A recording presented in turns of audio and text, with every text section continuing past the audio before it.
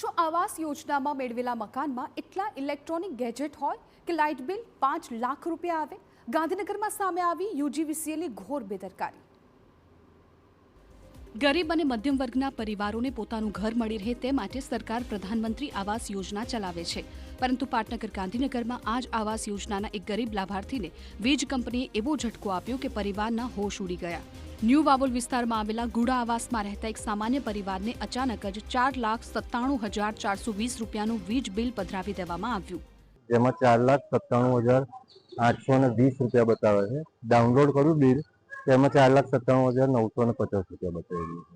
Plus PhonePe પરથી હું દર વખતે પેમેન્ટ કરું છું, તેમાં બી સેમ 4,97,950 રૂપિયા બતાવેલું।